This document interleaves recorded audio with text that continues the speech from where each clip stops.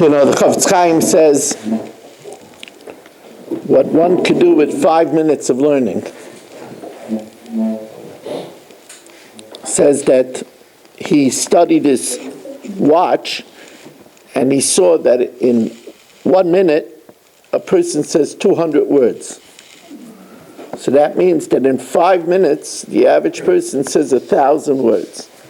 The Gaon says every word of Torah is a separate mitzvah saseh. So that's 1,000 mitzvah saseh in 5 minutes. So we could really use time well till 8:19. I thought to myself that, it's amazing the power of this TorahAnytime.com. I made those few remarks about Rav Avigdor Miller, and I checked it the next day, and over 230 people had already watched it. Those few remarks that I said about Rav Miller. I said to myself, we're still fresh from Rav Miller's yahrzeit.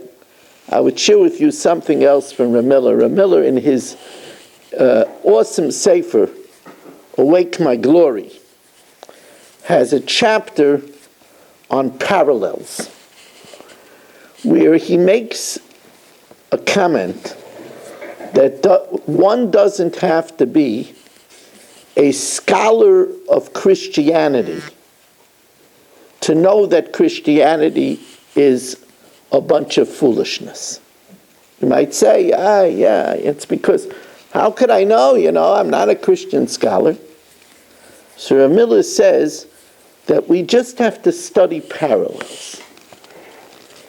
One of those parallels is the blood libel, which was accepted by the church.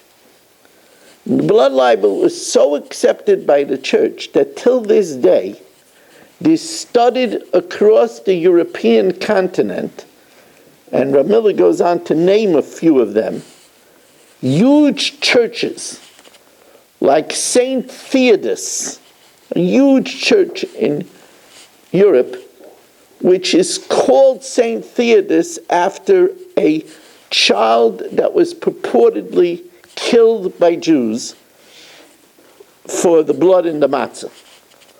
And there's still churches, huge churches with that name carried till this day.